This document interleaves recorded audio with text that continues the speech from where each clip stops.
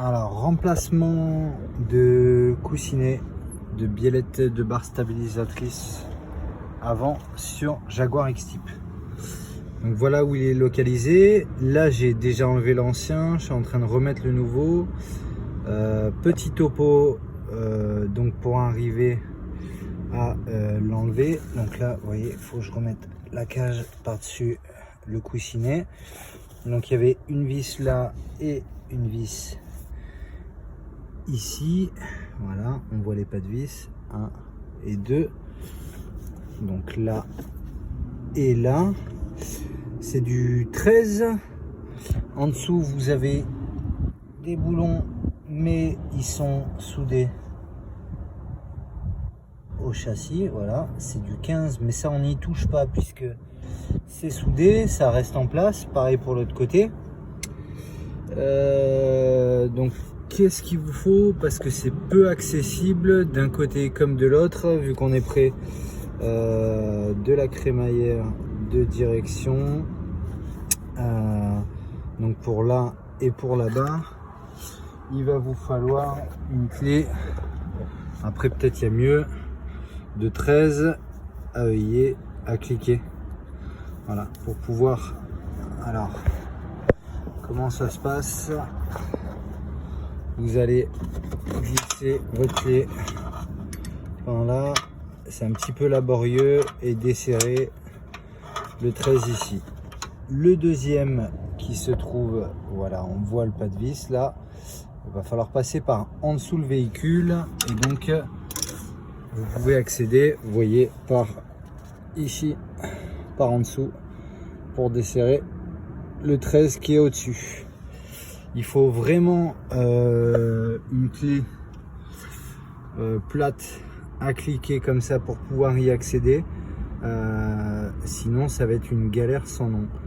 Donc déposer la roue pour pouvoir avoir du jeu. Ensuite, pour pouvoir remettre le nouveau, pour pouvoir avoir du jeu, moi j'ai tout simplement desserré la biellette de barre stabilisatrice ici pour pouvoir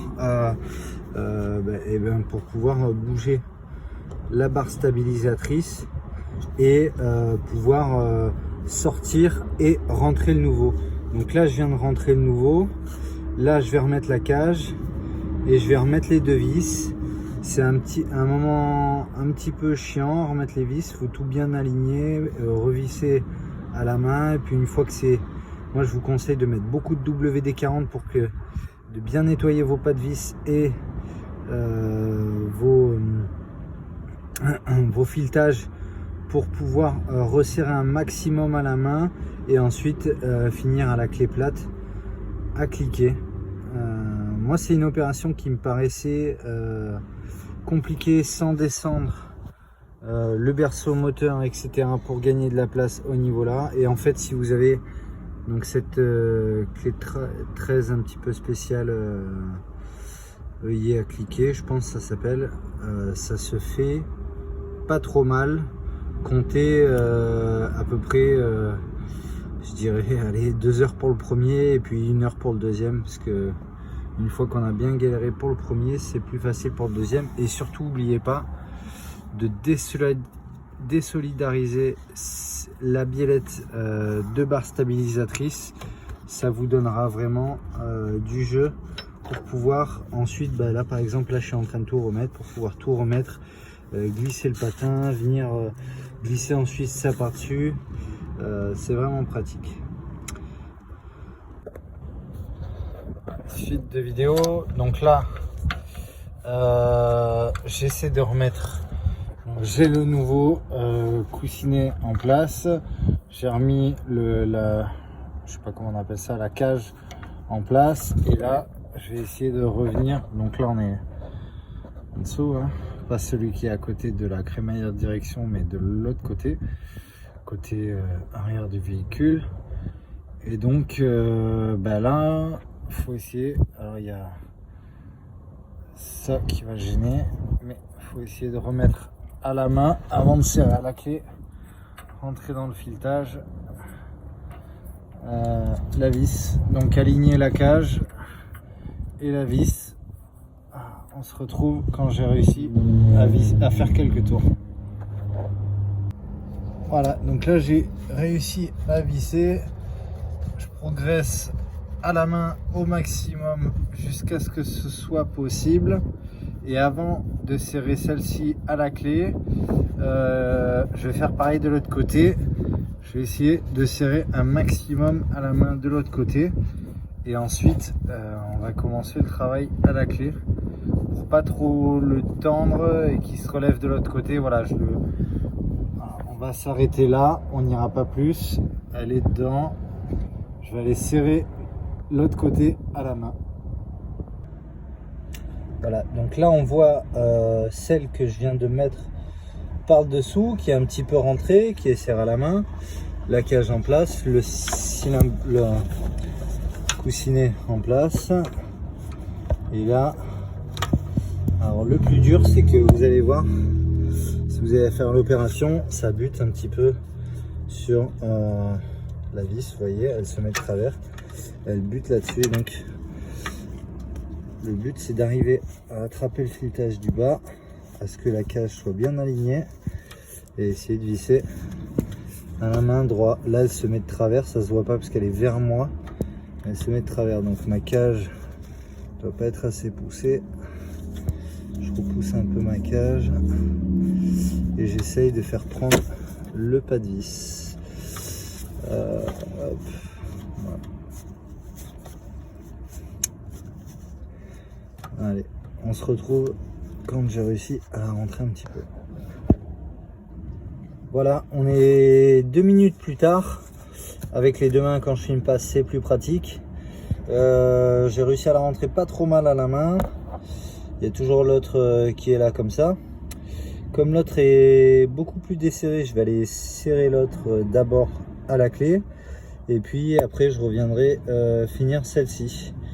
On veille bien à peu près aligné en profondeur avec la butée qui est derrière avant de trop serrer, même si ça va se faire tout seul. En fait, on veille bien, non, on peut laisser faire. Voilà, je vais aller serrer tout ça par le dessous et on se retrouve avec la clé par le dessous. Donc de retour en dessous, notre clé a eu à cliquer. Important quand même, c'est que elle puisse se couder, parce que vous en avez de clés plates à cliquer qui sont droites, et là vous allez buter là. Vous voyez, je suis quand même vachement incliné, et donc on va venir serrer. Voilà, c'est un petit peu fastidieux parce que là, ce qu'elle soit serrée, il va falloir pas mal faire d'aller-retour, mais bon, au moins c'est pas trop inaccessible. Vous voyez, au niveau de la main, je suis quand même assez j'ai quand même assez de place.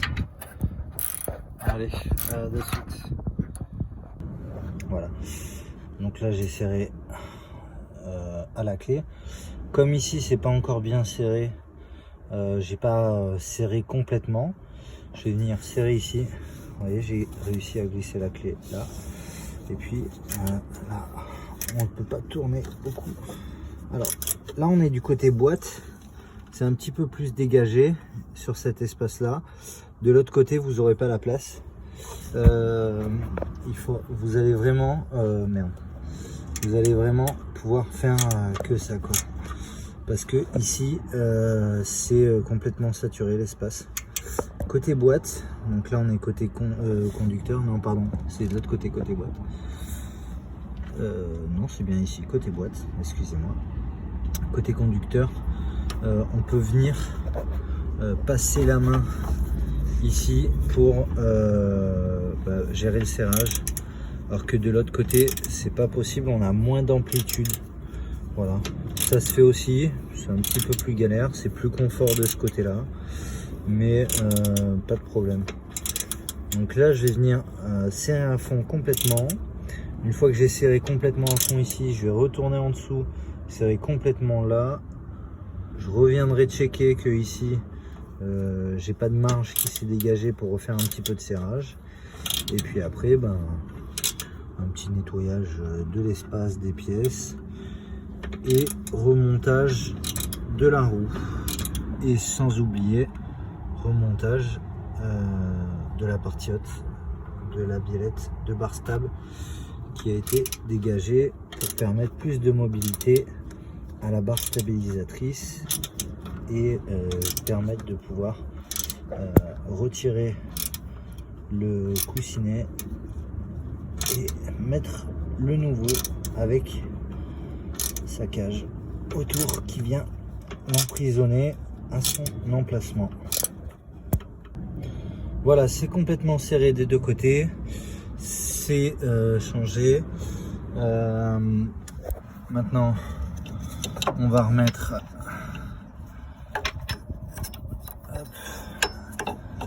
la biellette en place.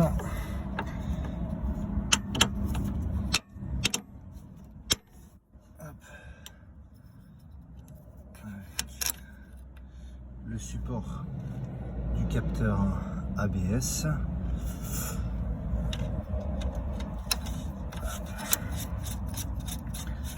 Alors, pour les biellettes en général,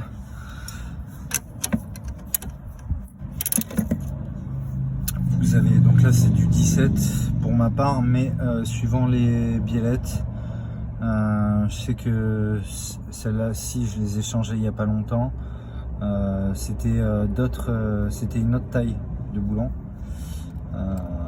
La plupart, vous pouvez mettre une clé BTR à l'intérieur pour éviter que ça tourne, parce que sinon en fait ça va tourner dans le vide la plupart du temps. Là ça le fait pas, je la tiens même pas, la BTR elle bouge pas, mais au bout d'un moment il se peut qu'elle tourne.